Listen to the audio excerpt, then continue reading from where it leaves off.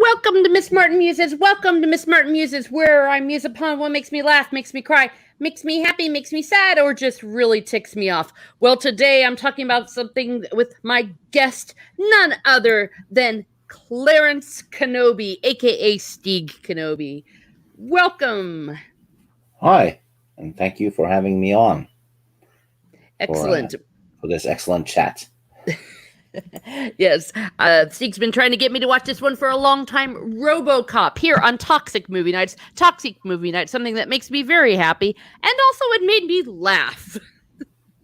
So those in the chat, welcome. Those watching on the replay, welcome.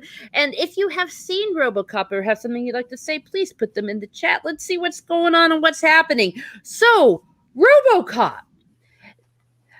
When I came in almost completely dry, like not knowing anything about it except what I'd seen from some popular culture references.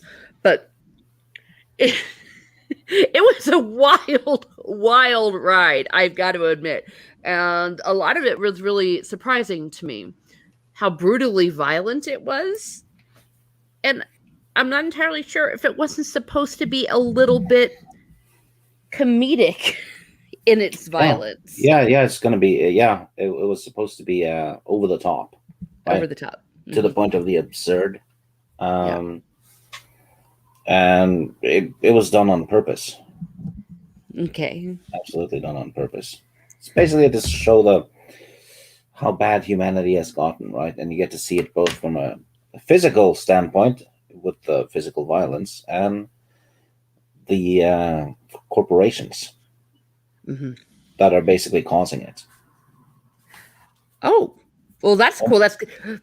Well, and that makes sense. Now, to talk a little bit about the theme of RoboCop in the plot, it is a gentleman who is a cop in a dystopian Detroit who basically gets blown to kingdom come, but somehow miraculously survives to get rebuilt, reborn, and becomes almost an avenging angel, for lack of a better word. And I think we'll talk about some of the imagery that came up, and you just went out and was just blowing crooks to hell. Yep. Yeah. Yeah, he doesn't hold back. And there's a lot of biblical themes in it. But like you said, an avenging angel almost.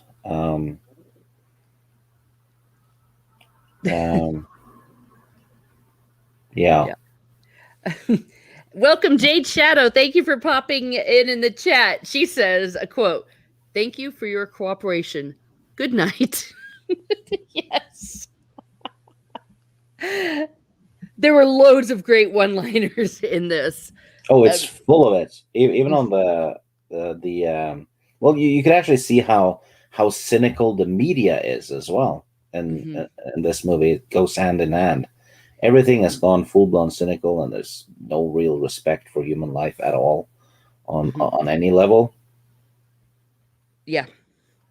Oh, and that was an interesting aspect of it. I wasn't expecting to see some of that imagery with the media, the commercials, and how it was almost overwhelming at the beginning of the movie with all these television screens everywhere. And then when RoboCop was being made into RoboCop, the way he was seeing the world looked very much like he was seeing the world through a bunch of televisions. I thought that was a very interesting juxtaposition that they did. Yeah, that's true. It's like his vision is like he's watching the news screen almost, you know?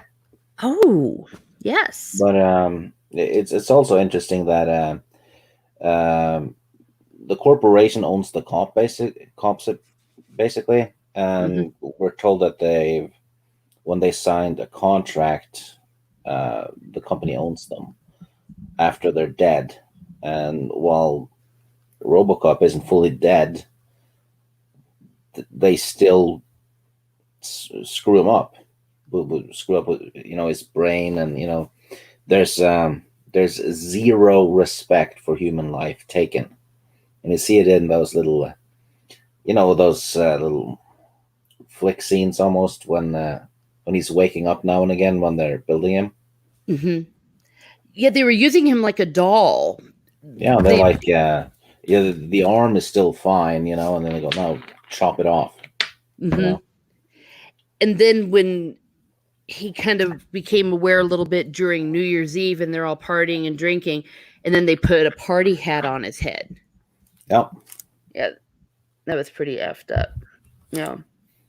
Okay, so to go back, we started with he's a cop, and there were some corrupt people, a drug gang, and then or drug sellers or something like that, and they blew him to hell.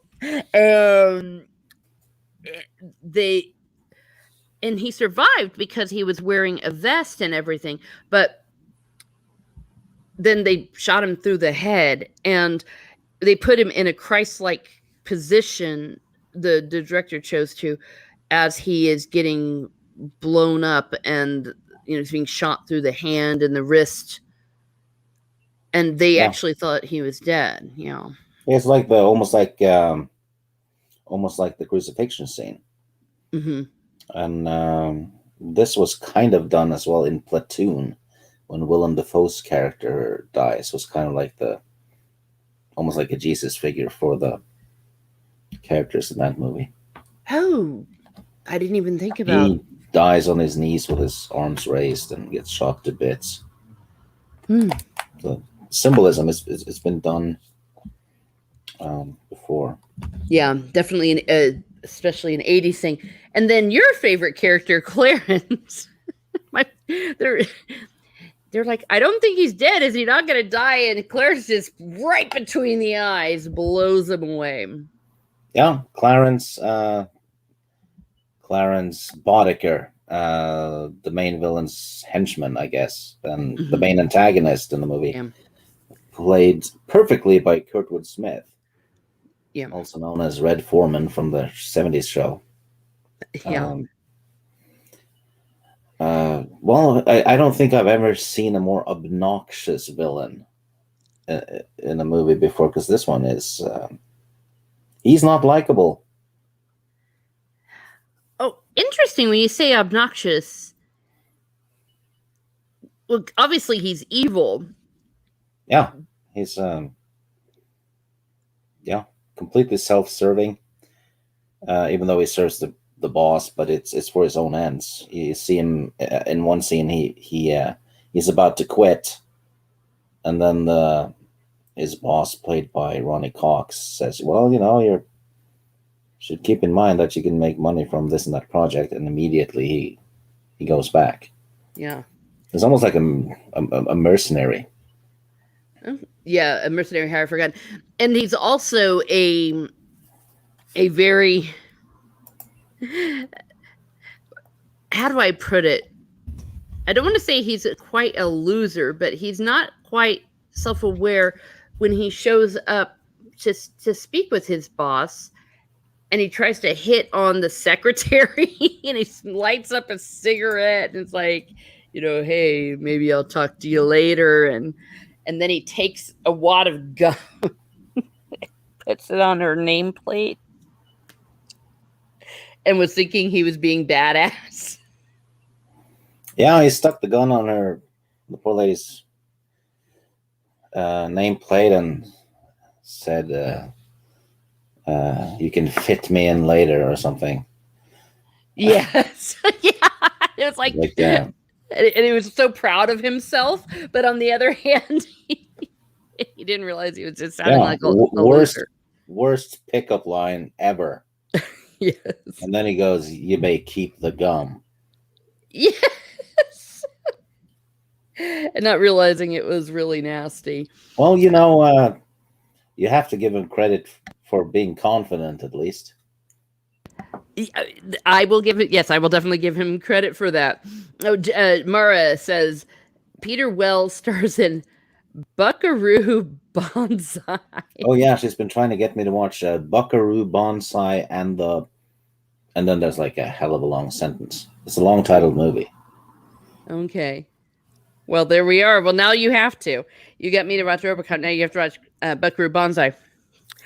Yep. Yeah. And also the show, while all this is going on, the people in the corporation, they're also backstabbing each other. Miguel Farris, his character is basically goes over his boss's head by creating the RoboCop. Oh, the corporation itself and the bootlicking and the climbing and all that is almost as brutal as the crime in the streets. I mean, they're backstabbing each other left and right, and early on in the movie, one guy gets killed by the other robot that they're using, and he gets shot to bits, and nobody really cares, you know? Yes, that scene was actually hilarious, and I felt a little bit guilty laughing at it because this poor guy is like, help me. And as the other robot is malfunctioning and literally pumped so many bullets into him, his body nearly falls apart. Yeah, and it's kind of interesting that that's the model that the main corporation villain wanted. And it says a lot because the guy put his gun down and the robot didn't register it, so it just shot him to bits. And it's too dumb to even walk downstairs. So it's like you can kind of see a little bit of a message there that corporations just want drones. You know? Yes. As dumb as possible.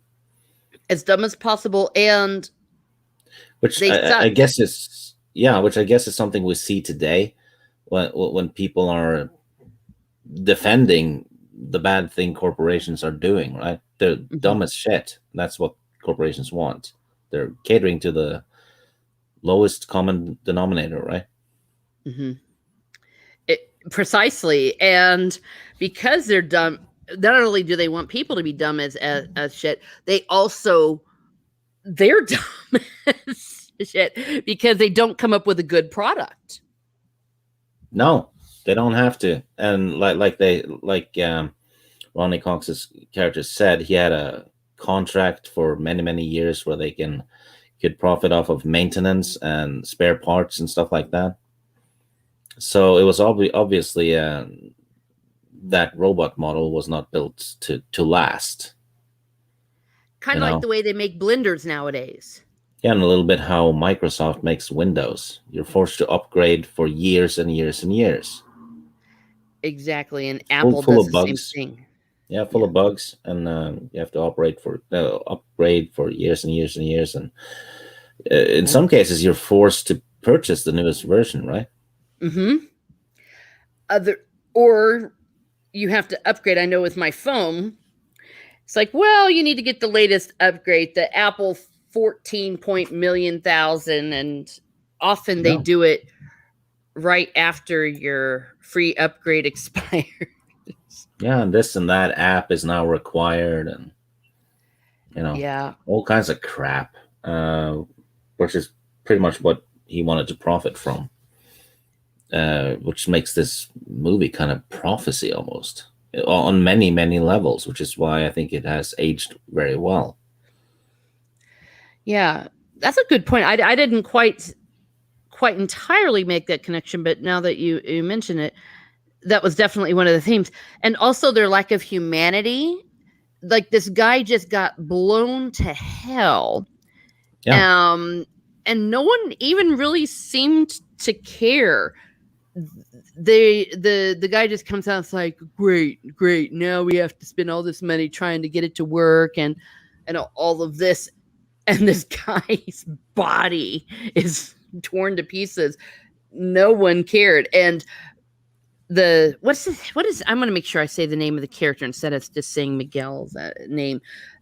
His character was excited because he was like, yes, the guy that he was trying to bring down within the corporation, he wanted to get a leg up on him.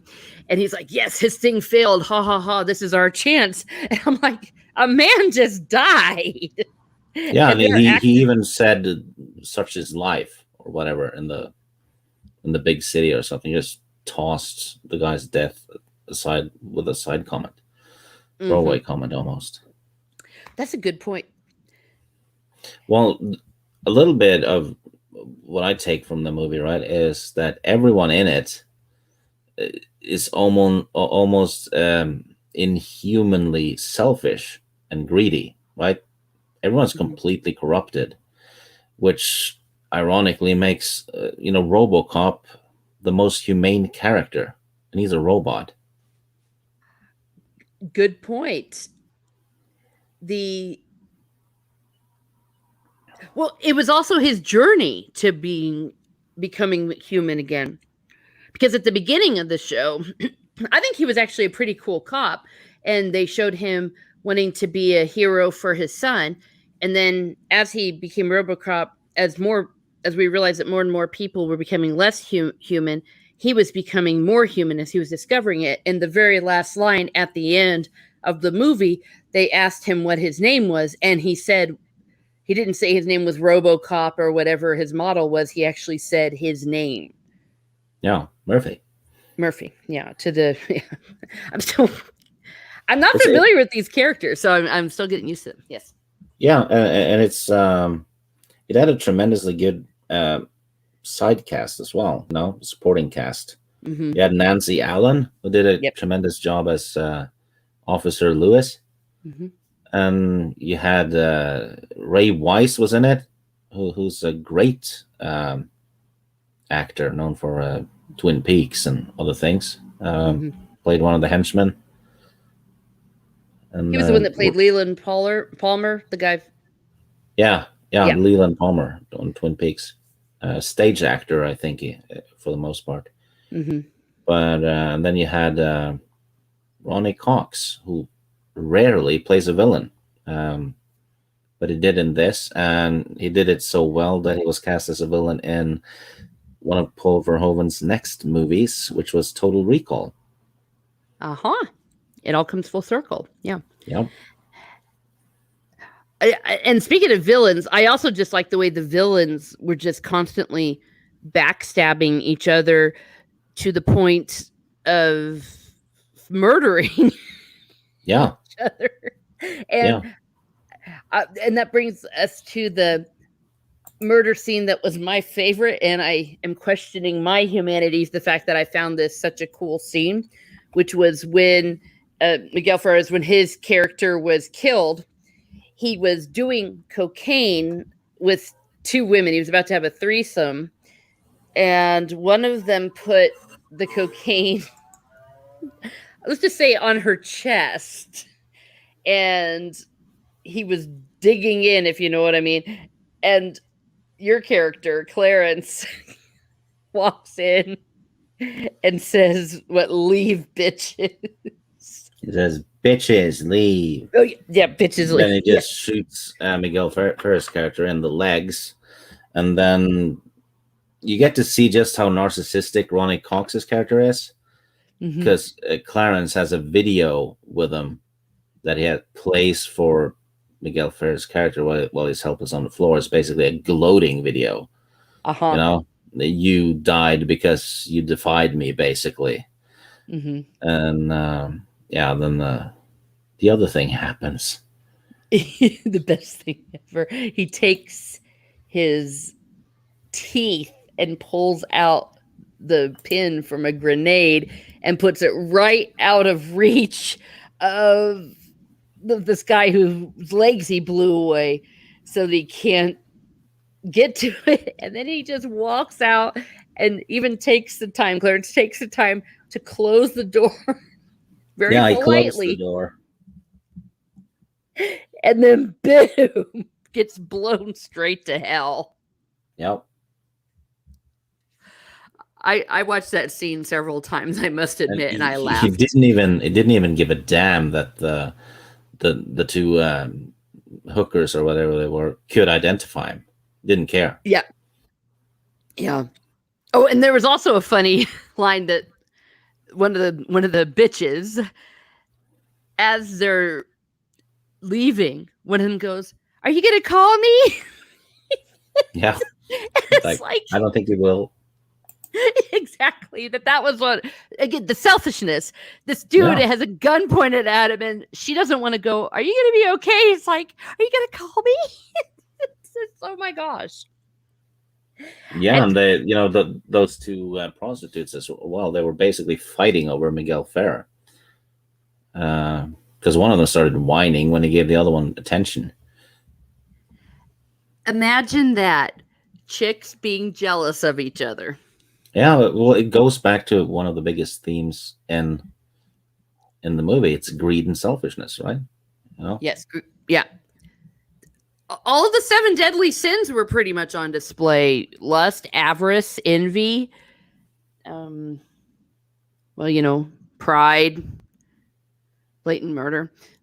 And in contrast to that, not having respect for humanity, you had the RoboCop, who was going out and blowing people away, but he was blowing away bad people. He was saving them. Like when he went to save a woman who was in the process of being raped, he shows up and shoots the guy right in the thing that makes him a man. Yeah. Which is perfect justice. Yeah, and actually, when they declare Murphy dead, when they're before they create RoboCop, it's 1815, which is a Bible verse about how to deal with sin and justice. I guess fairness and justice.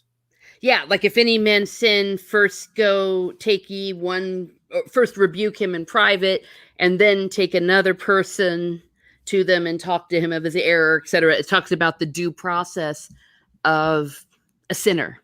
Yeah, which is absolutely intentional because it fits very well with the story. Mm-hmm.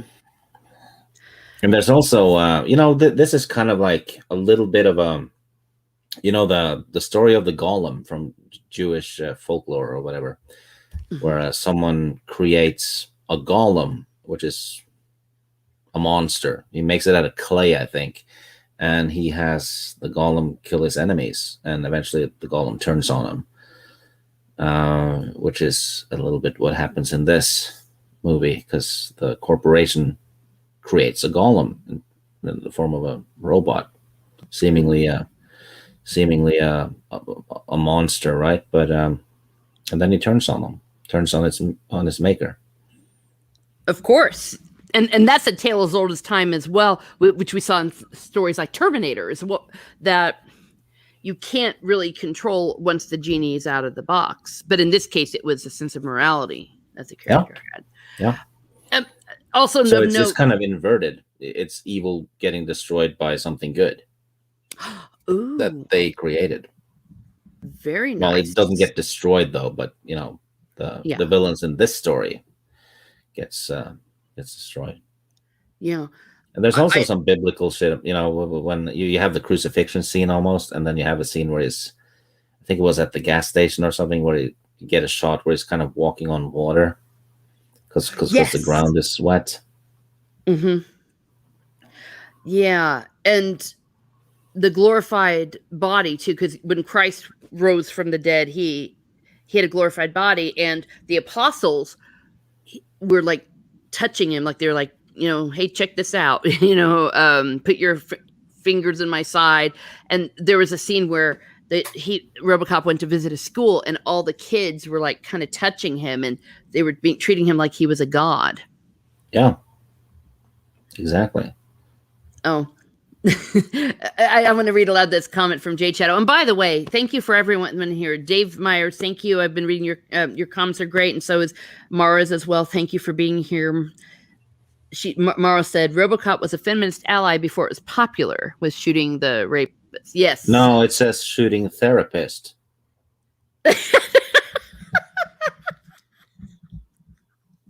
In reference to one of the best Saturday Night skits ever. And then it Yep. was only a flesh wound. Yeah. Well, and to go along with his sense of justice being used for righteousness, he would always cite the statute, almost like citing the Bible verse. So every time he would be correcting someone, even the rapists, the therapists, he would say, "You have violated blah blah blah code of blah blah this," and even the lady, she was hysterical, obviously, and he says, like, "You are obviously in distress. You will be sent to a rape counselor, or a trauma counselor," and all that. But he would cite all the right things. Yeah, That it's would like go along. it's like you said, an avenging angel in a sense. Mm-hmm. And in that gas station scene, he was also saving the life of that college kid who was running the gas station. The bad guy was messing with him and was going to shoot him, and the kid was able to escape before the whole gas station blew up. Yeah, and the kid in the gas station was trying to make something of his life. He was studying while on the job, and he got mocked, and the guy actually got more and more angry at him for basically studying, and started bullying him, and then he was absolutely going to kill him. But RoboCop shows up, and RoboCop recognizes the guy as one of the people who killed him. Mm-hmm. Which is interesting because that character dies from toxic waste later on, which is essentially what that character is, toxic waste. Yes, literally. Yeah. And I want to go to that. But before I do you think there was any significance that the college student at the station was studying geometry and like building engineering? I caught that because it just struck me. It's probably intentional, but I didn't think too much about it, though. Yeah, just a theme that he was trying to make something of his life, and this piece of crap. That's, I think, what RoboCop walking through fire is probably some symbolism too. Ah, yes. And I like the way that all the bad guys got exactly what was coming. So we, as an audience, also were kind of placing ourselves onto the character of the RoboCop. Yeah, he was doing justice. He was giving people what they deserved. And as he did so, I got a great deal of satisfaction every single time he did. Here's a thing the director said, though. The point of RoboCop is that it's a Christ story. It's about a guy that gets crucified after 50 minutes and then gets resurrected in the next 50 minutes. And he's walking over water and stuff in the end. Yeah. Wow. That is a good, that's also a good quote, because that's exactly the way it was set up. And when I was renting it, I was talking to you and I was reading aloud the description, and you were saying, stop, because they're giving everything away. I'm like, no, they're not. They're just saying he's a cop that's going to get shot and then come back. He's like, but that's the whole movie, you were saying. And didn't people laugh at Jesus when he was crucified too and mock him, which is what happens when the villains kill Murphy. You're correct. They were like the Roman soldiers that were like going, ha ha ha, you suck. They were saying that to Jesus, and they were saying the exact same thing to him too, as they were kept trying to blow him. It was so violent, but it was also kind of funny, which made me wonder if there was something wrong with me. The fact that I was amused by the cartoonish nature of it. Yeah, it's absolutely over the top, and it's almost satire, which you see in also in the Starship Troopers, which this same director did. Oh, so yeah, we got a common theme going through that as well. Yeah, that's more political satire, but it's the same thing. Same, yeah, very similar attitudes. I also found a great deal of satisfaction when Leland Palmer, that's what I just kept calling him from Twin Peaks, when he was so excited that he thought he had killed the RoboCop, and he was like, "Yeah, I did it. Yeah, I killed him." And then the lady cop just blows him to hell, and he just was obviously blown into several thousand different pieces. Yeah, and there's when RoboCop shoots, right? Mm-hmm. He has his right arm raised, and you see his left arm is also raised behind him, right? It's almost like the Jesus imagery, raising both hands. Oh. I'm the Jesus girl, and I didn't catch that. But you're right. I shouldn't know this. I'm an atheist. That's what I was about ready to say. Well, maybe it takes an atheist to look at it objectively like that.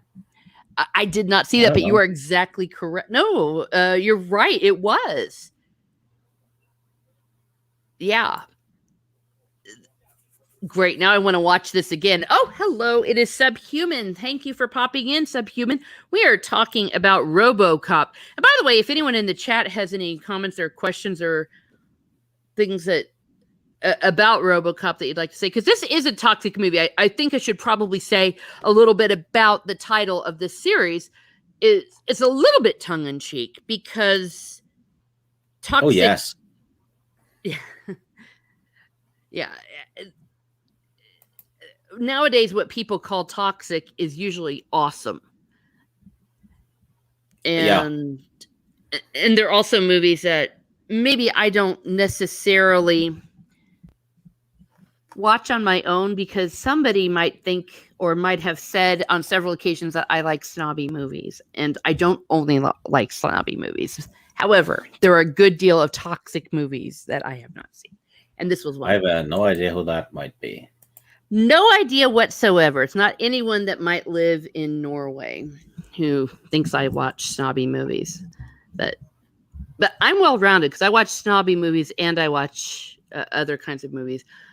But a lot of these action-y kind of films, I won't lie, they're not usually the ones that I had naturally gravitated towards. So delving into these for the first time, it's loads of fun. Yeah, and if you think about it, right? If, the Bible, Jesus comes back from the dead and all that. Mm-hmm.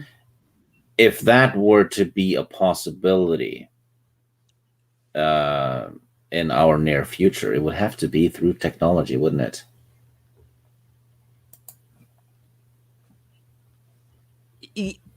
Great. You just made my mind blow up. Okay. Yes and no.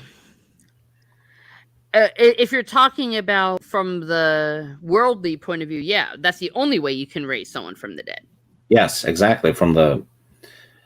If humans were to do it, yes, humans were to play God or whatever, they'd have to use technology like they did in RoboCop. And in this case, it's brutal, it's soulless almost, but mm-hmm. in the way they do it. But Murphy still regains his soul, though. But seems to be the only one who does, and Lewis. But yeah, good point. It also struck me just by the way you just said that. Aren't we kind of already playing God and being a little? If some really sick people were looking at us on a six. Oh yeah, and I don't think that's anything new. It's just being known to. Yeah, or when they're already gone. And that was something that was never a moral dilemma in the past because we just didn't have the technology for it, did we? No. So that there's like something to think about. While everything we get from technology isn't necessarily good. On the surface, it probably is. But I mean, if you think about social media, right? Mm-hmm. On the surface, it's good. It connects people. You get to stay in touch with your friends. Mm-hmm. uh, and all of that. But you could do that before social media. You had a phone, Mm-hmm. or you could use It, letters. Right? This is just way more convenient with social media, and I've noticed that with social media, you have um, anonymity, and that gives rise to bullying. There's a lot more bullying now than there used to be. I mean, I'm glad I'm not a kid growing up today, because hell yeah. every little mishap you did when you were a kid, and you struggled with confidence maybe, and all that would be splattered on social media for all to see. Precisely. Or people Um, could be bullying you, like filming you in the when you're locker drunk, room. first time you're at a party and do something stupid, Mm-hmm. you have 40 cell phones filming you. You Exactly. know, And suddenly it's all and over the school. yeah, and it's there forever too, because it's on the internet, right? We didn't have that, and that's. I've also noticed. Well, you can correct me if I'm wrong about this, because it's just something I've been thinking about. Mm-hmm. Back in the '80s and all that, there weren't many mass shootings, especially not at schools. No. Schools, kids shooting each other and all that. But the weapon laws were less strict, so Mm-hmm. access to weapons was easier. Yep. Yet they weren't used for mass shootings in school. No. This blossomed up about, I don't know, 15 years ago or Mm-hmm. something like that. 10 to 15 years ago, it really skyrocketed, right? Yes. And the gun laws were less, well, or more, were more strict.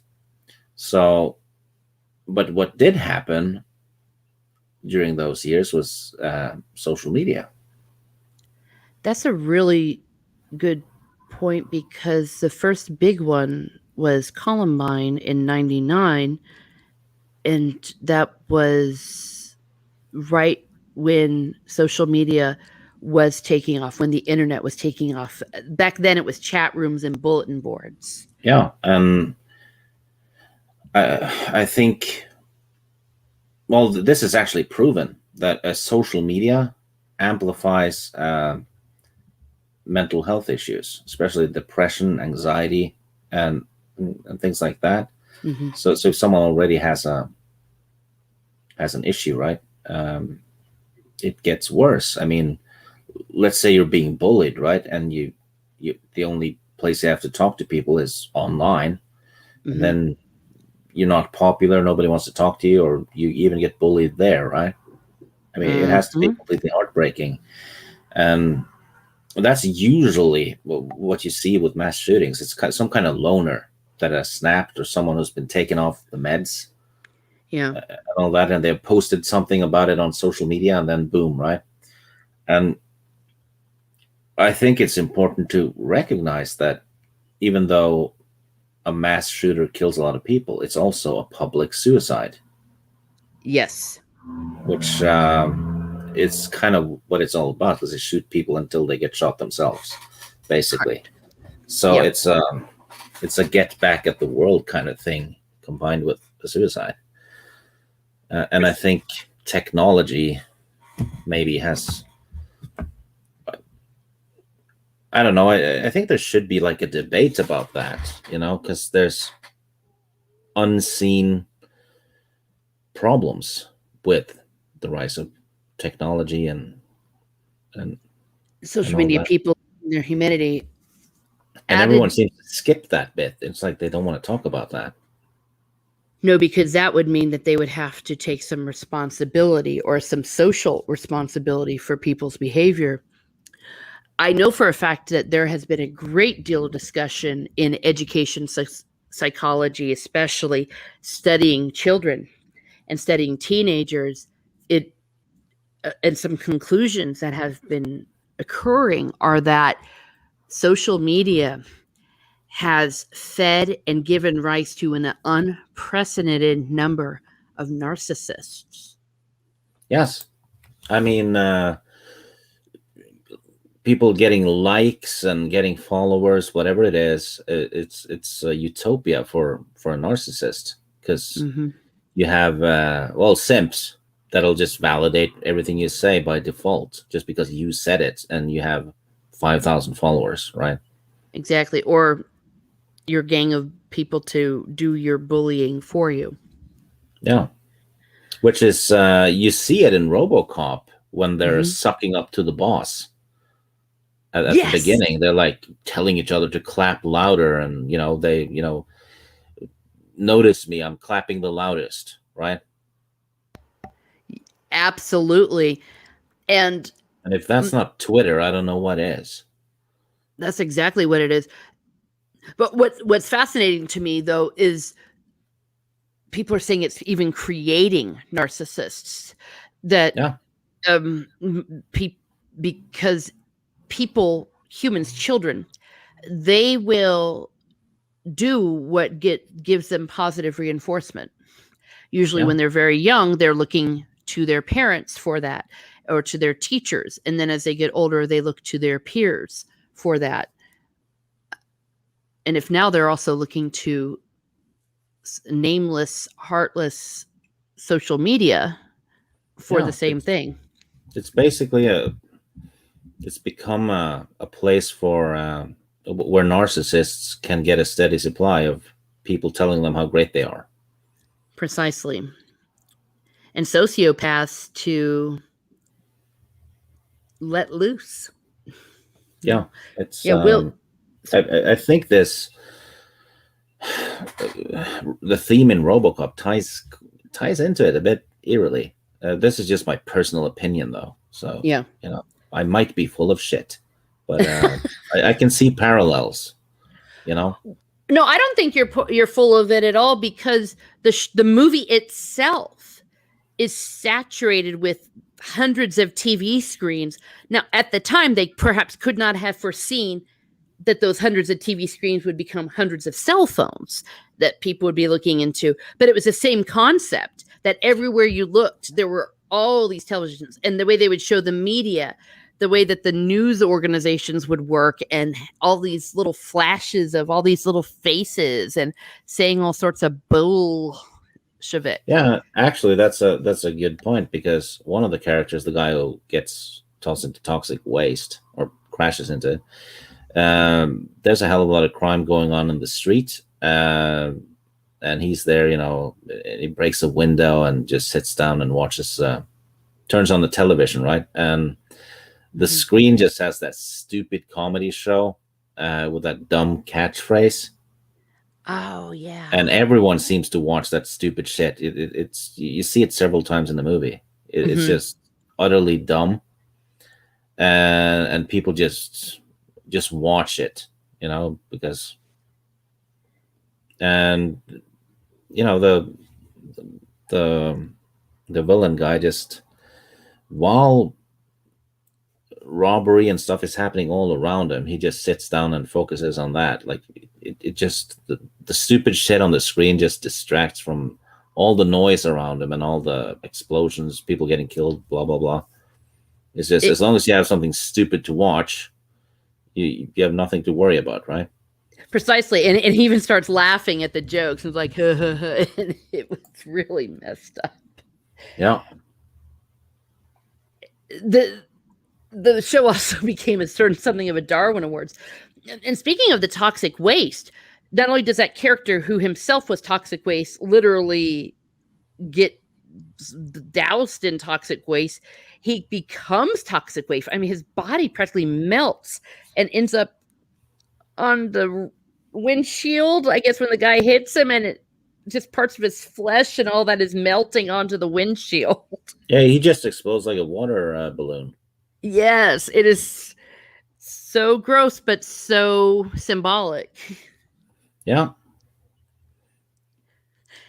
And your favorite character, Clarence, his death, again, I think I'm going to need to seek a therapist because I found it so funny the way he died.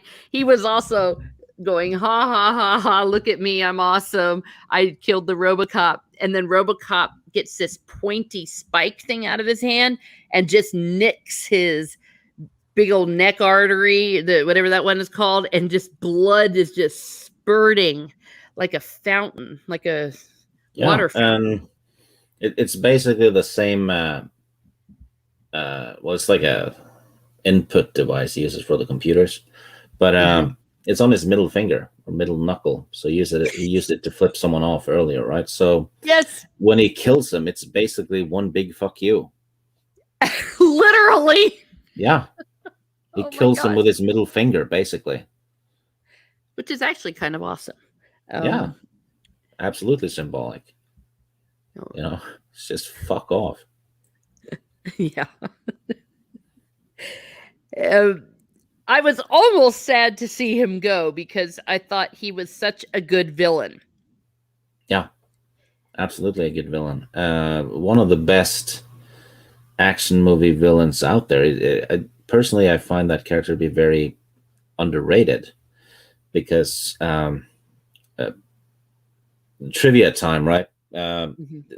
They were going to cast another actor. Kurtwood Smith was supposed to play Ronnie Cox's character, Yeah. but they cast him as Boddicker instead because Kurtwood Smith wore glasses and they thought he looked like Heinrich Himmler in those glasses. I'm not going to confirm or deny that he looks like that, but and they wanted the villain to be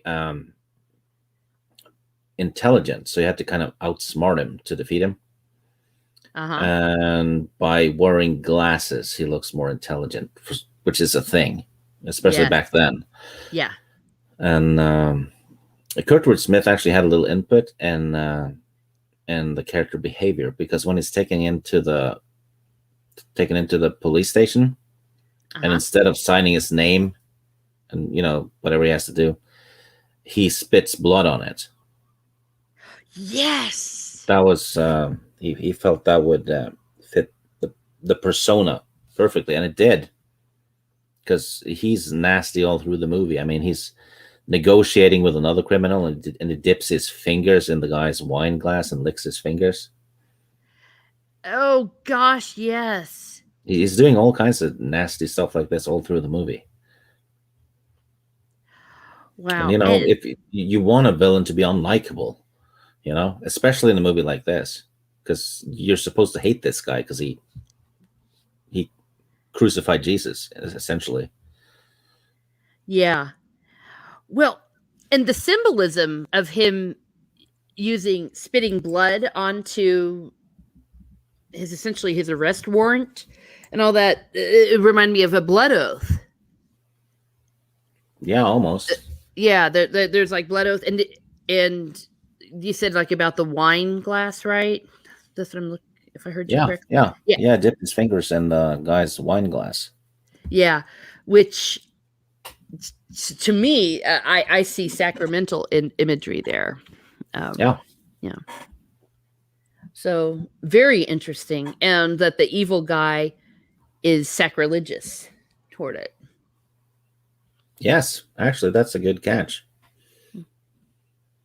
I think I only just caught it as I'm thinking about it. I need to watch this movie again now after all of these. But precisely. Now the writer of the movie, or the director rather, he actually wrote a Jesus book about 10 or 20 years later. He's highly educated in I guess biblical lore and medieval history. Yeah. And this movie is full of stuff like that. Yeah, the symbolism. Yeah. Well, dang it, Steve, that's cool. Yeah. Now I'm thinking. You have some trivia there. Was there any other trivia that you had? Oh yeah, I have a lot of trivia. Okay, let's hear it. Well, let me find it. Oh yeah. Okay. Peter Weller wasn't the first in line for the job. Paul Verhoeven wanted Rutger Hauer to play RoboCop because he had worked with Verhoeven before in a movie called Flesh and Blood, and I think another one, a Dutch movie, because they're from the same country, from Holland. But they had a falling out, and they also realized that Rutger Hauer was too bulky for the suit. And the same with Arnold Schwarzenegger, who was also considered. Um, I'm glad they didn't cast him though, because he's already played one cyborg, right? Yeah. And they also went for Lance Henriksen, who was also the first choice for the Terminator. Actually, he got the job as one of the police officers instead in Terminator, but he couldn't play RoboCop due to scheduling. And a couple of years later, though, he finally got to play a robot in Aliens, where he played Bishop, masterfully, by the way. Cool. Well, you know how much I adore Rutger Hauer, but I think he would have been miscast in the role. Yeah, and Peter Weller's lower part of his face was I guess it said he was good at lower half of face acting, because his face is kind of thin, so it fit. He could actually, quotation marks, do acting with his mouth and chin. Mm-hmm. I mentioned to you that I was a little bit jealous of that, especially his shade of lipstick. I thought it was really, it looked really cool. I'm like, I want to get that shade. Yeah. Interesting also that the guy who created the suit is called Rob Bottin. So, Robotin. Oh! Almost. He also did the special effects for the Thing with Kurt Russell. Yeah, the Sentinel. He says Peter Weller's jawline could cut glass. Perfect casting. Yes. Yes. Yeah. Well, former President Richard Nixon was hired to promote the home video release for $25,000. Perfect guy to promote that one, given the corporation shit and the corruption in it, and he did it and donated the money away. So there's that. Well, what a trooper, because he obviously would have known the symbolism, but he did it for a good cause. Yeah. Wow. What's his name?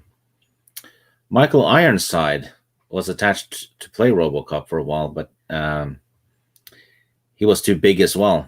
But he was later cast as basically the Boddicker role in Total Recall.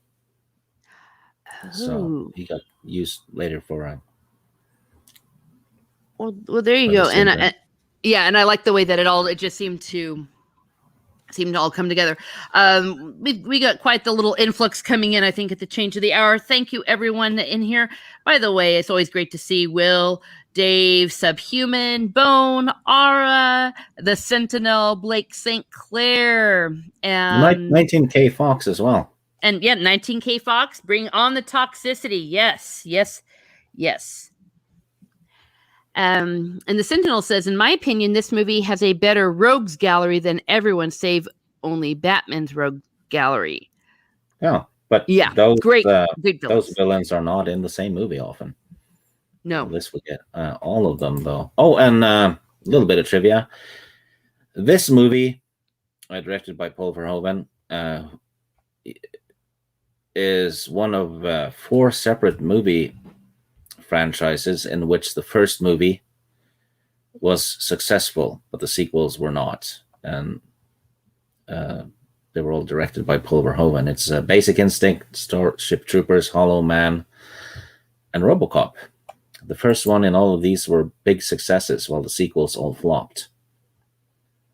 Yeah. So that's a little bit of a thing.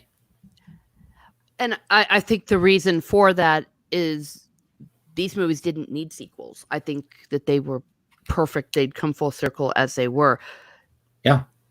I love that the last line of this movie is the character saying that his name is what his name is, and not the RoboCop. So the moment that they say, "What is your name?" And as we know with a character, when you name them, that's who they are.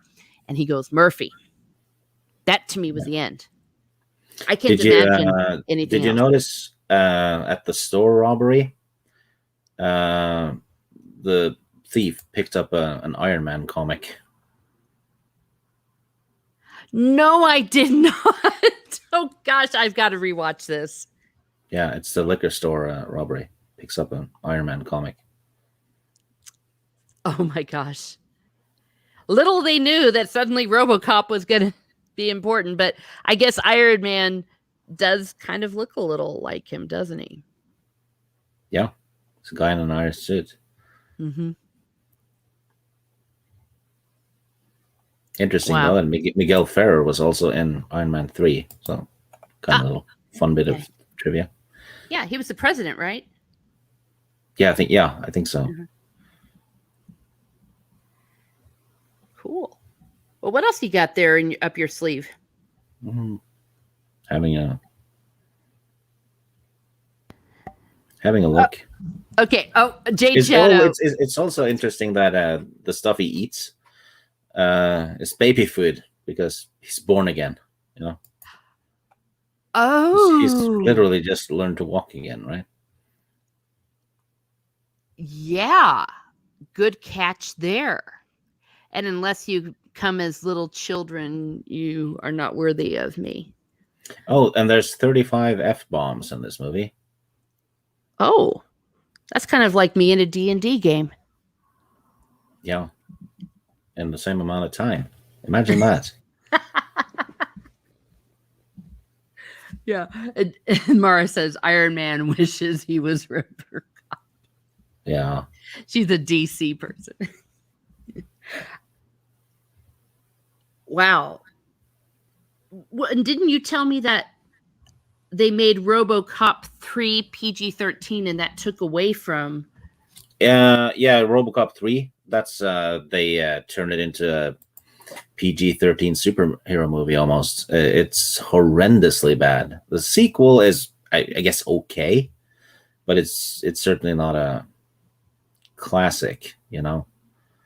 But oh yeah, Blake St. Clair is correcting me. William Sadler was the president in Iron Man 3. He is correct. Miguel was the vice president. I stand corrected. Me too. The Sentinel, he says, Verhoeven said that Murphy's body was destroyed, but as the film progresses, his soul begins to wake up in the suit, which leads him saying Murphy at the end of the film. The soul survives. Yes. And that's why I just can't imagine a sequel. I know that there are 2 more for me to watch, but I don't even know if I want to watch them. I think that I've seen the story. Yeah, you can absolutely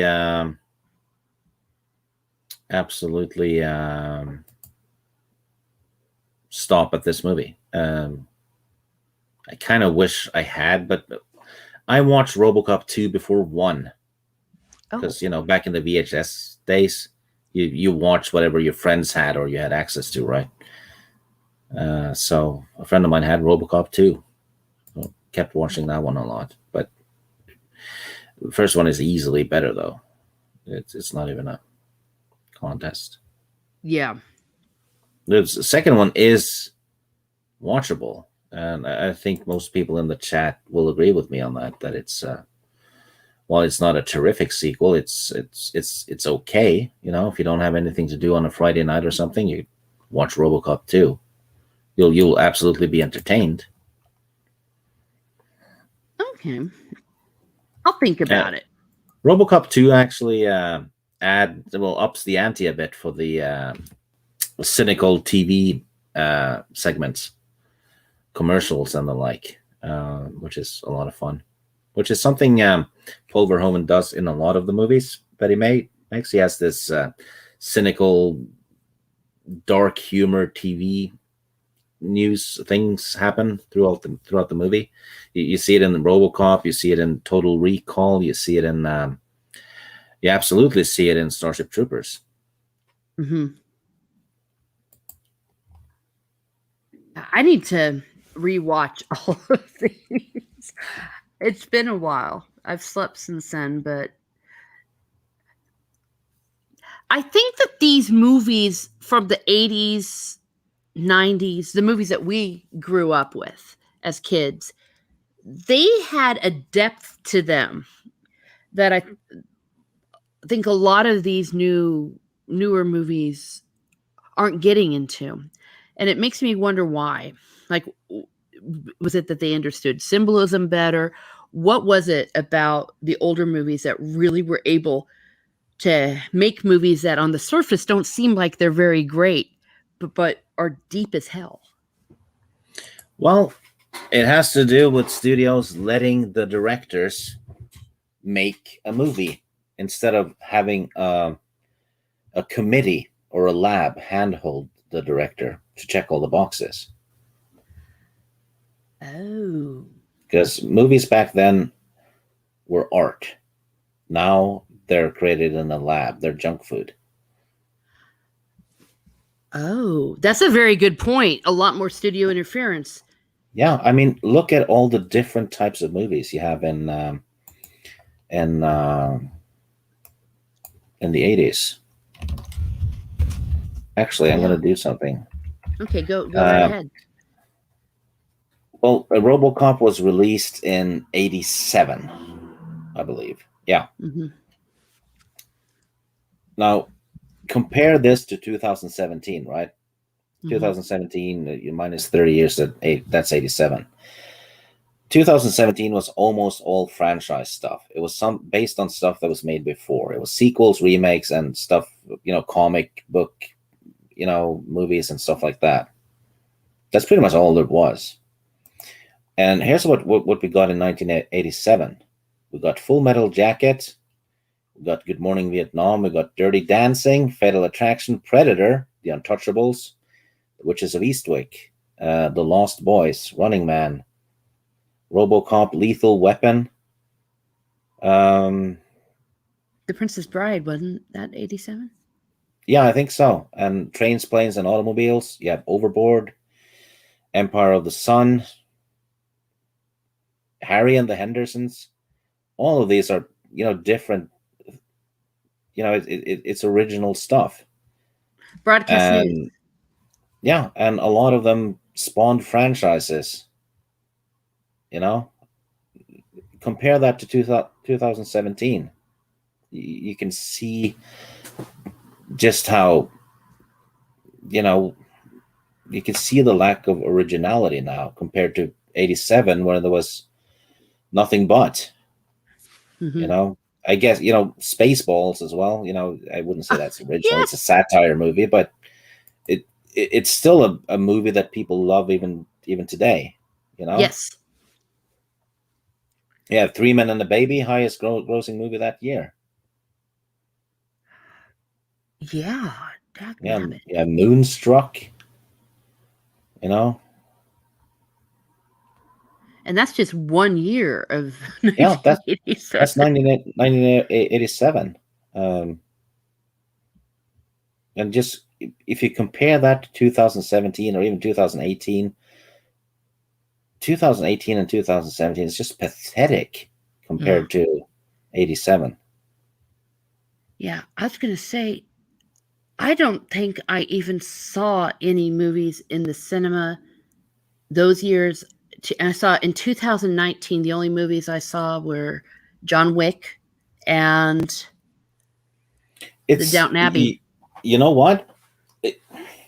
It's kind of like you don't go to a restaurant to eat junk food, Mm-hmm. right? Junk food you eat at home in front of the TV, and that's you'll watch the 2017 movies in the couch on Netflix. Yeah. Good. That's a very good analogy. You're right. Because it wasn't that I didn't necessarily watch anything, but when you go to the cinema, it's kind of a big deal. You have to spend money. You got to buy the snacks. Yeah, and it's more of an like an event. Oh, Mm-hmm. Hellraiser is from 87 as well. Ah. That one sparked a franchise of really bad sequels, but the first three are pretty good, and the concept is absolutely original. Uh-huh. And yeah, you're right. Princess Bride is 87. Prince of Darkness, one of my favorite John Carpenter movies. It was never a success, but I think it's brilliant. Oh, that's one that you've been trying to get me to watch too. Yeah, that's Donald Pleasance in it. Ooh, that's worth watching. Heck to the yes. Yeah, trains, planes, and automobiles. You'd be hard pressed to find someone who thinks that's a bad movie.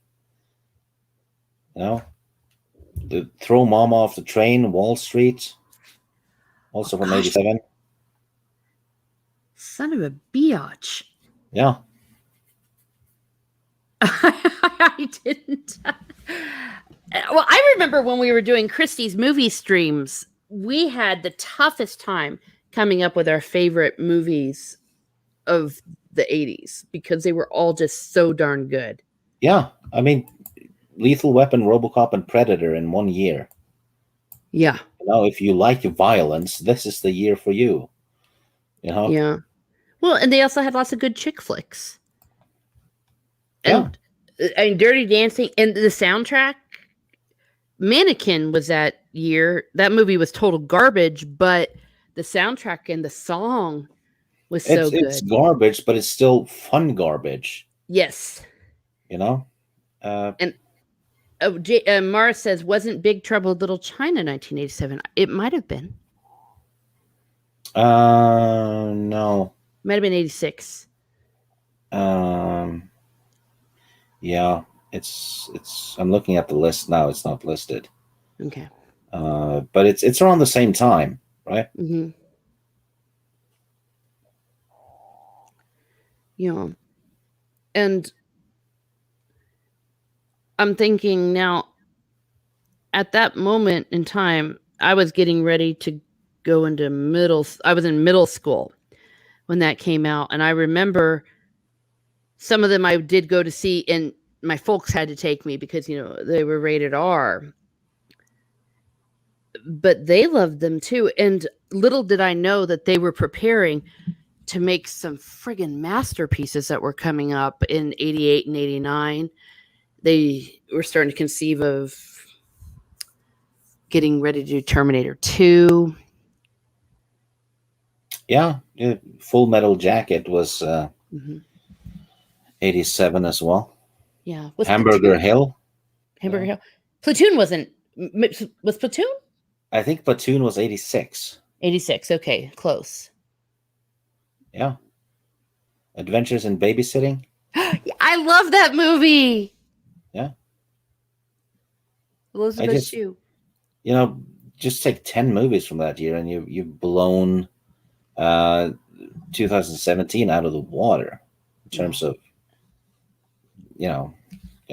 the movies from 2017, the biggest one, of course, made way more money, but there's more cinemas today, and they have a logo to back it up, like Iron Man and whatever it is, right?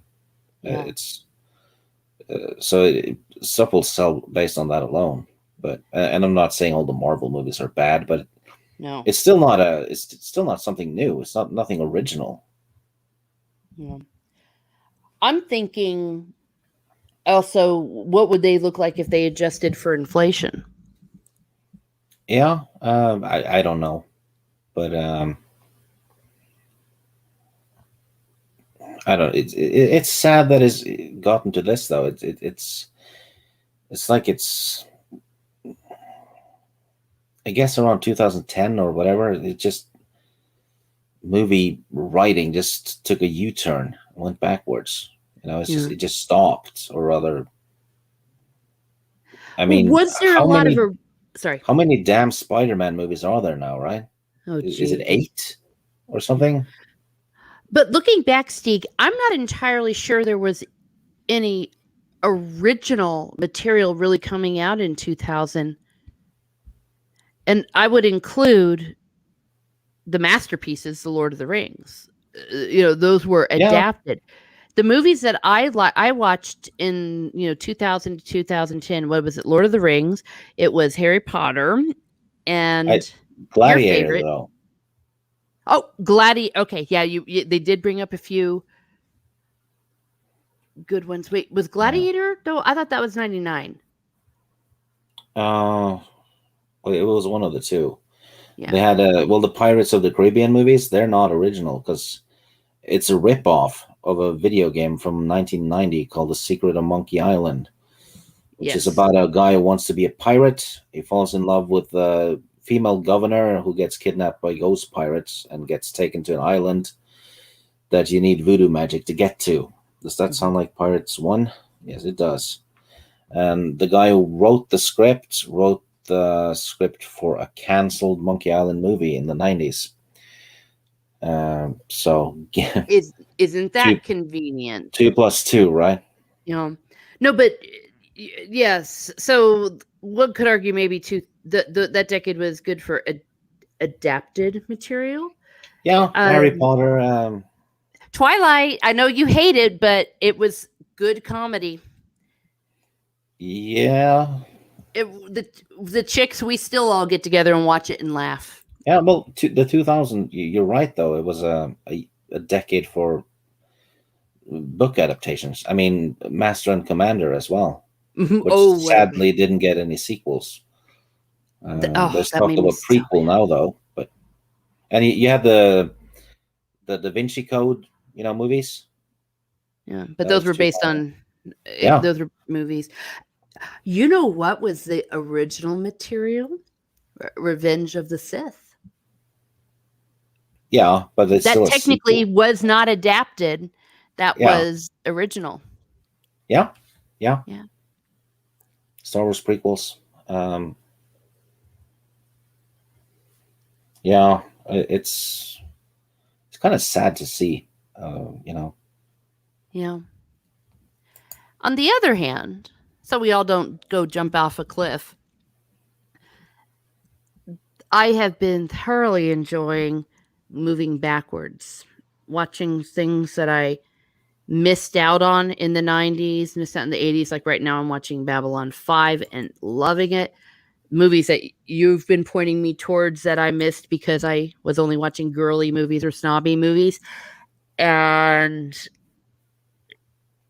even rediscovering as an adult movies I might have seen when I was younger, but maybe had a different appreciation for it. So you can always go backwards. Yeah. This was something I was thinking about for a while, that when you're on YouTube and all that, and you're talking about movie news and I've been in and around YouTube for 3 years for some reason, even though I'm not a YouTuber. I just pop on. Mm-hmm. But it struck me that more often than not, we're always talking about what we don't like about the new movies, right? So it's kind of, even though we're anti wokeness or whatever it is, it doesn't even matter. But at the end of the day, it's a negative conversation because we're talking about what we don't like, Yeah. And so it's negativity. But it's more fun to talk about what you do like about the older movies than what you don't like about the new ones. Precisely. Because there's so many great older movies. And I remember when I was on Christie's streams and we were doing the movie streams, people were loving it. And the chat were always commenting, giving us hell for not having this and that movie on the list, which I thought was a good thing,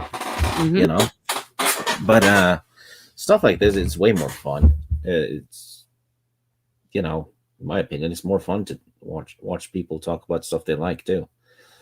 Yeah. Well, you can only hear so much negativity. And just a side note, I'm not bashing anyone for this, Oh, no. But it's just, it's what it is, right?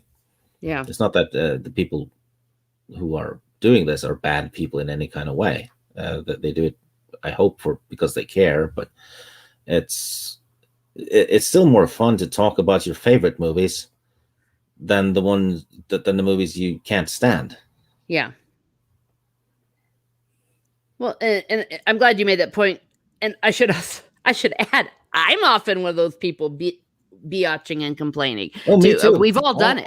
All of us do it, and it seems to be it's almost human nature, isn't it? Humans complain. Yeah. But So when I suggested this kind of stream for it, it was like kind of, and I talked to you about that. It was, doesn't it make sense to? It's more fun to spend time on stuff you really like rather than the stuff you don't. Precisely. And in this case, I think a lot of these movies are going to be movies I've never discovered. And so it's fun. It's as though these movies are new because I haven't seen them. Though the Toxic movies, I don't want to necessarily pigeonhole them into movies I haven't seen because there's so many worth discussing, but a lot of them I have not. No, they would be considered toxic today. Absolutely. RoboCop would be canceled because the good guy's the cop. You know? Yes. Well, yes. How dare you make Jesus the cop? Yeah. The movie would be canceled on that alone. Yeah. Well, and the point that you made, or maybe it was someone in the chat, correct me if I'm wrong, that they let the directors direct. They let people have their vision for what they wanted the movie to be. They allowed the artists to realize their craft. Yeah, and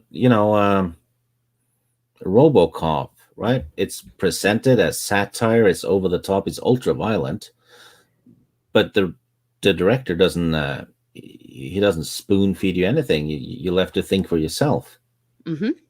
He doesn't sit there and point out, yeah, there's some symbolism for you. There's some diversity. He doesn't do anything like that. Yeah.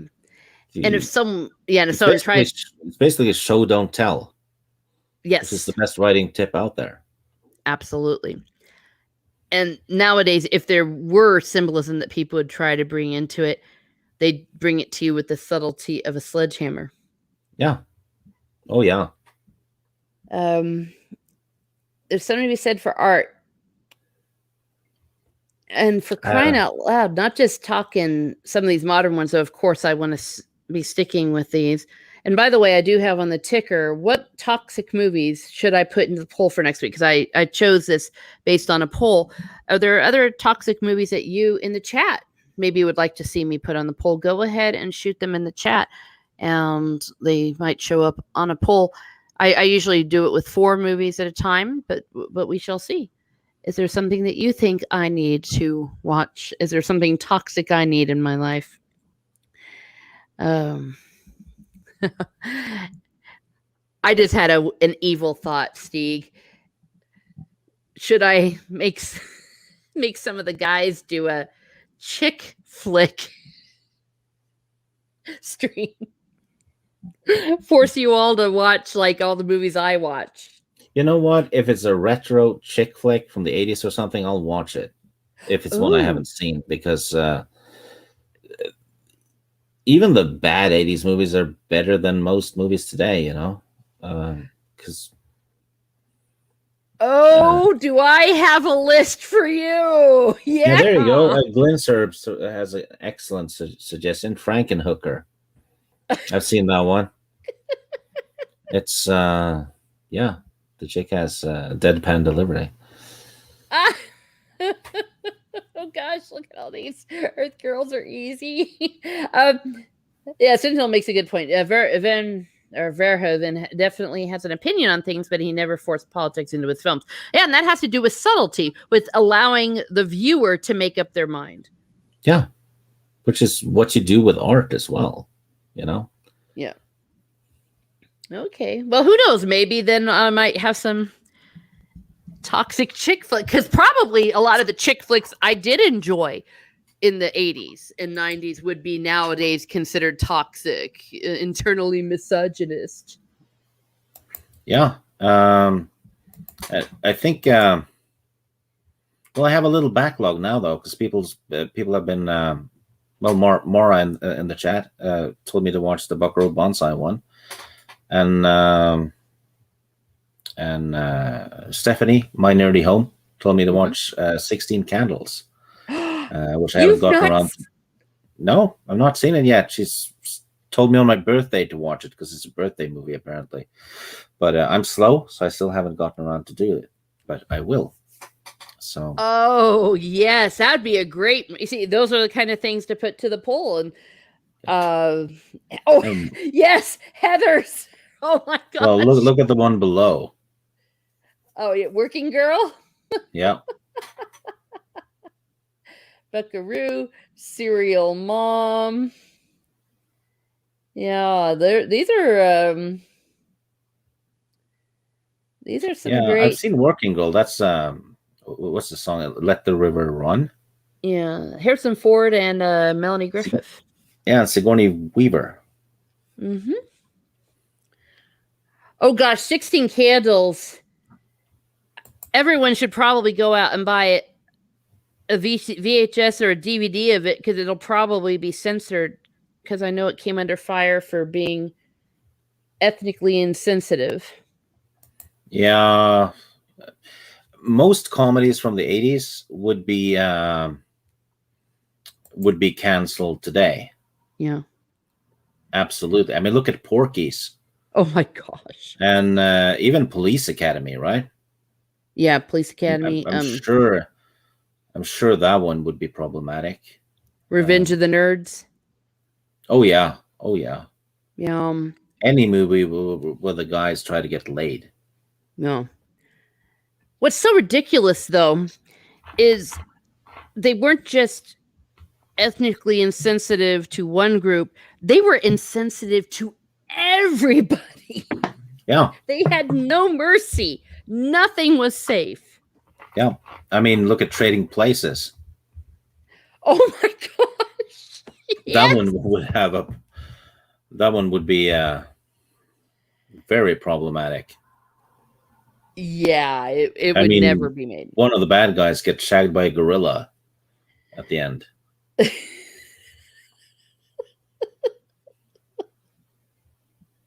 Oh gosh. Yeah, that would never be allowed today. And it wouldn't be because of what happened to the man. It was hurting the dignity of the gorilla. Well, the shower scene though in Porky's. Have Oh you seen one of the guys that drilled a hole into the yeah. women's shower, and one of them sticks his dick inside it, and then that obese teacher walks in and grabs it and tries to pull it through the wall. You know, Like I know I'm thinking, oh my gosh, none of that would. yeah. Well, people laughed hard, right? It was fun, but today, it would be the fact that they were spying on the girls to begin with would be why they canceled the movie, right? Yeah. Revenge of the Nerds did that too with a camera. Yeah. I can't, I will not say it out loud, but you know the line in Revenge of the Nerds when they're like, "Where is?" Suddenly it rhymes with "tush," and then when they got it, they were like, "We have," and yeah, Yeah, and there's call me toxic all you want, right? But this is the sort of movies I like watching. They're fun, well, and I've never spied on. It never made me spy on the girls showering at school because precisely. we knew that was wrong anyway. You're not supposed to do that. But watching it in a comedy, it was fun. Well, and you're You not know? alone in this. Otherwise, these movies would not be the hits they are or remembered the way they are. Yeah, and they're like, oh, this is going to damage the kids. No, it won't. I mean, I watched so many action movies when I was a kid. People getting blown to bits and shot left and right. I've never shot anyone, and I never wanted to. So, give kids and teens some credit. Exactly. Most of them know reality from fiction. Well, yeah. Especially except the ones that think they are pixies, but are really guys. But you had to go there. Yeah. Well, they also, speaking of which, going back to what we were saying a little bit earlier, especially in America, but correct me if I'm wrong, in Western Europe, I think we're seeing it too. The most coddled generation since God said, "Let there be light." yeah, And it's the most effed up generation. yeah, it's a completely useless generation.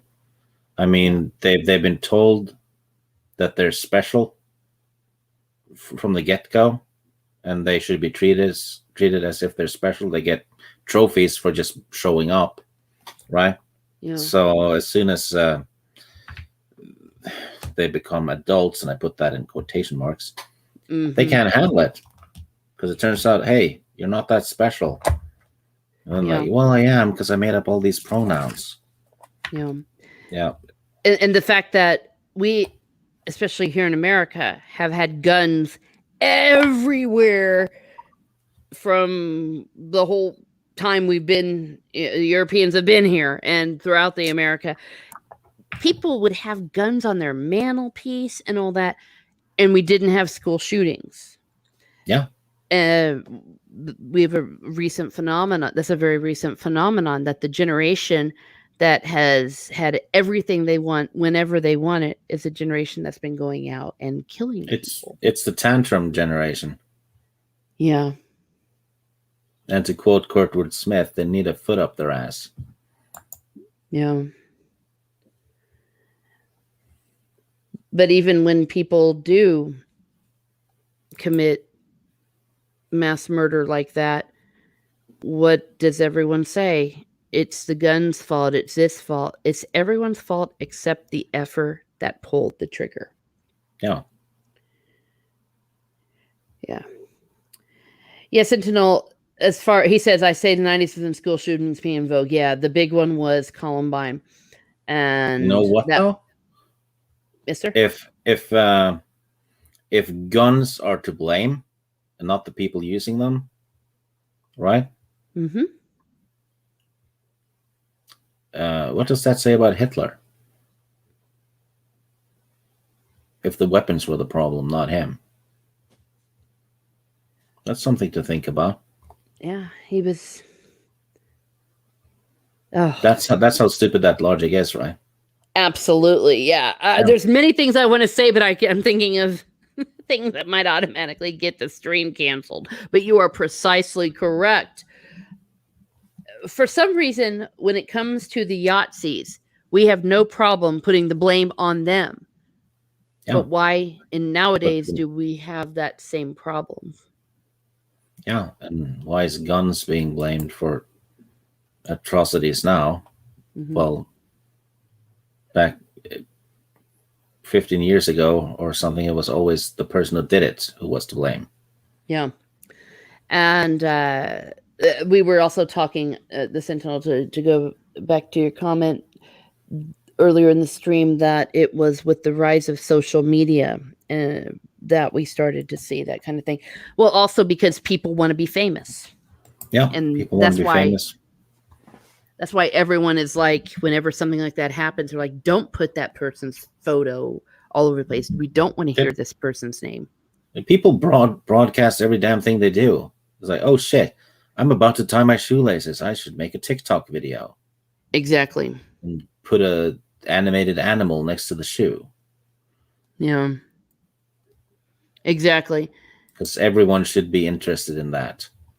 You know? Precisely. No, it's narcissism. It really is. Yeah, I've always found it profoundly disturbing how much really personal stuff people also share. Well, they share all kinds of messed up videos and pictures of their kids too. They dress them up in silly crap, and then, you know, that kid's gonna be a teenager eventually, and then the other teenager will find those pictures. You know. Yeah. Well, yeah. Look how stupid your mom made you look 10 years ago.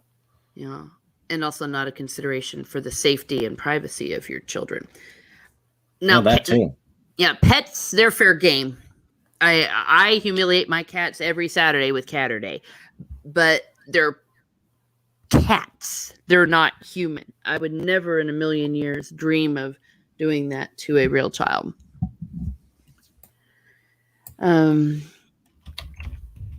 Glenser's talking about the Truman Show.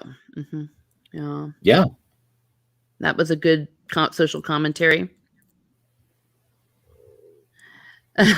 Sentinel, wish people would post more wholesome content, like dressing my German Shepherd up when I was little. Yes, we did all that sort of crap, and you'd dress your cats up and have them get married, or your dogs. You'd have animal weddings. I mean, that's the kind of messed up stuff you should be posting, not with real people. No. Somehow I think though, Stig, you never had your pets get married. My pets get married. You know, where No. you, as a little kid, you have your little doggies and have a little doggy wedding in the neighborhood. No, we usually just had one cat at a time. Mm-hmm. So no. Yeah. There was no pet weddings. There was no weddings at all, really. Oh. Well, just like little kid. Maybe that's a girly thing, making the pets get married. Oh, it absolutely is. Oh, Dave said, the cats don't care as long as they get love. No, the cats don't care as long as they get food. They don't care about love.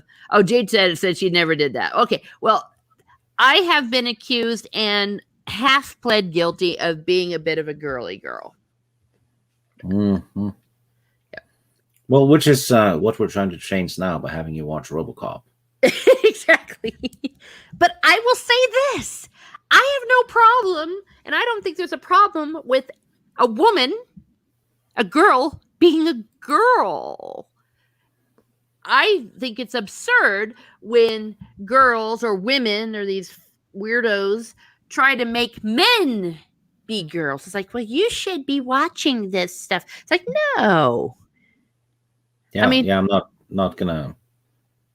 I actually had a guy who's a writer tell me to watch Gilmore Girls to learn about feminism.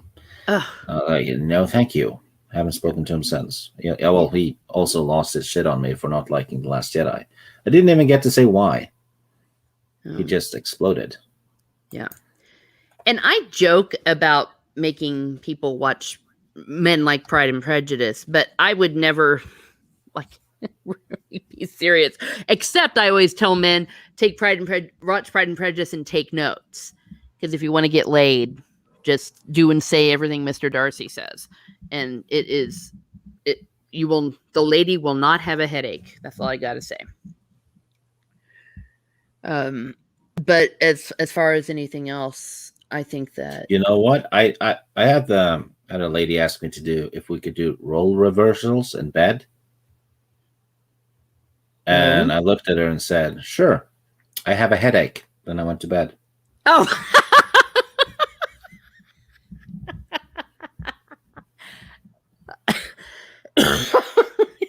I knew there was a joke coming. I have a sister and girl cousins, and I may have participated in a fake wedding. That's okay, Shane. There's no shame in that.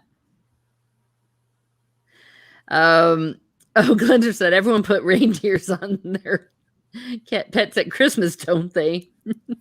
Yeah. Well, we don't. Yeah.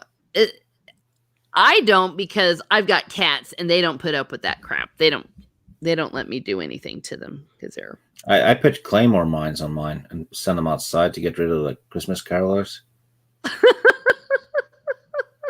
Oh my gosh. Merry Christmas, kids. It's Christmas in June. Well, we're digressing a bit, but I think that this has been a great conversation, and little I knew that watching this little toxic movie would yield such depth. I feel like I am a better person for this, and that there's so much actually that was happening beneath the surface of the RoboCop movie. Oh, Mara, I put a Santa cap on one of our cats. I got to look at pure evil. Yeah. I think she misspelled Satan. Well, I know you think cats are Satan. At least mine are. Mine are, no. It's probably a typo. It's supposed to be a Satan cap. A Satan cap? Well, you probably can get devil's horns for Halloween on cats. There is a cat dress that a Petco started doing. Oh, the one Michelle Pfeiffer wears? You wish. No, it's like a little frilly dress, and it's kind of you put it like around the cat, like a little collar that I might maybe think of doing to my little girl cat. I think it'd be cute, but it cost $25, and I'm like, I'm not going to spend that money on my damn cat just to dress her up in a dress. Yeah, don't do that. No, No. I'll make a doll. Yeah, just get a Barbie doll. Yeah. Well, I make dolls. I made a toxic doll when I made the Baby Yoda getting a hatchet through its head for Ryan for his birthday. Oh So yeah. you see, I can use my girly skills for evil if I choose. Mm-hmm. Yeah, it's the same talent. But Will you be wearing? Will you be making a Clarence Boddicker one? You know what? Gum on it.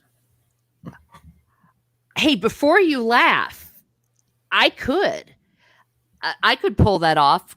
I would need to adapt some patterns and things, but yeah, be careful in your mailbox. Oh, I would be very happy if I got a Clarence Boddicker stuffed thing. It would be on my movie shelf forever. Well, there you go. You heard it here first. Yeah. So that's where girly skills, because as you know, I do a lot of needlework and a lot of embroidery and all that. And I was going to say, speaking of which, about letting girls be girls and boys be boys, the last thing I would do is expect a man, why don't you do needlework and make this pretty flower? It's like, no, Well, you know what? I actually got a sewing machine certificate from middle school. No way. Yep. Don't know why I got it. It was one of those optional classes that I just took them just because it didn't have homework. So yeah, I got a sewing machine certificate. Wow. I'm impressed. I don't remember a damn thing about it though. Yeah. But yeah. Well, this has turned into a home economics channel, but yeah. Well, you said it here first. You heard it here first. I'm gonna see what I can do. I'll have to get a little creative with some of my patterns, but I could pull it off. I could pull it off pretty easily. Yeah, you could do all kinds of retro stuff. You could do Gizmo from the Gremlins and the Critters. Maybe the worms from Tremors. I don't know. Oh yeah, and there are actual patterns specifically for them. I would be surprised if there would be one for the Clarence character. That's why I'm saying I would probably have to do a bit of an adaptation.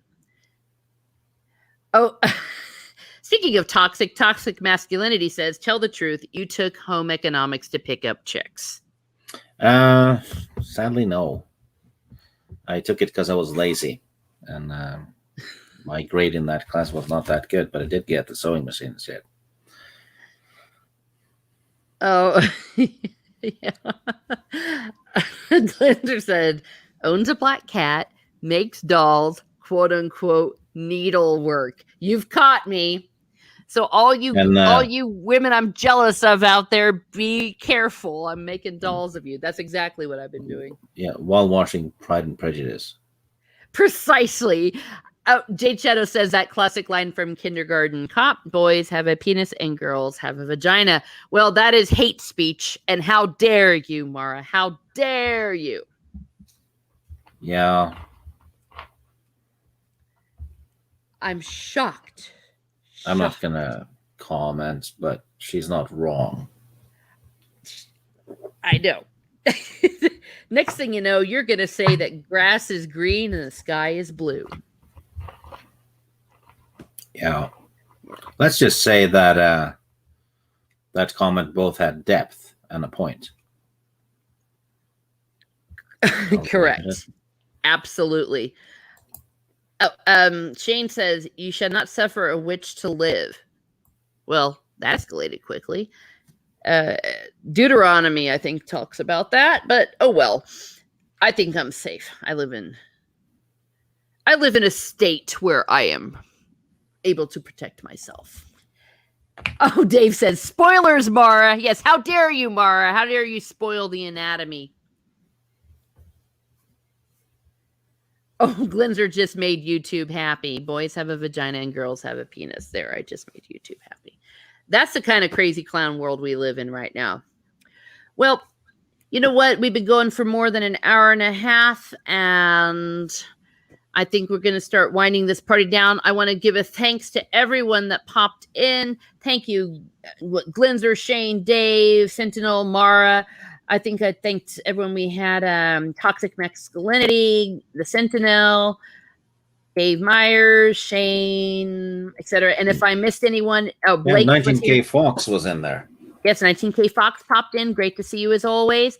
And if I missed anyone, it's not because I'm trying to hurt anyone's feelings. I'm just looking back, and I think I caught everyone. Thank you very much for tuning in. And I will be continuing doing toxic movies. Keep your eyeballs open for the poll, the next poll that I'm going to do for what will be the next toxic movie that we will watch for next week. I'm planning on perhaps changing it to Thursday because there were some conflicts because a lot of people are involved in the Friday Night Tights. So maybe I will be moving it to Thursday for that. But stay tuned. Stay tuned. Shane says thank you. You know, unlike Friday Night Tights, we don't have sources. That's wow, you're getting me into trouble. Yes, we do not have any sources. Nope. Zero. Yeah. As Shane says, thanks, Teresa and Stig. Well, thank you. Toxic Masculinity wants Big Trouble in China. Well, thank you. And I will take into consideration a lot of these suggestions that I have here in the poll. I am starting a new series. I think the first video I'm going to put out will be on Sunday on the letters of J.R.R. Tolkien. I will be appearing tomorrow on the Nerd Father, where we will be talking about the Lord of the Rings because we love the Lord of the Rings.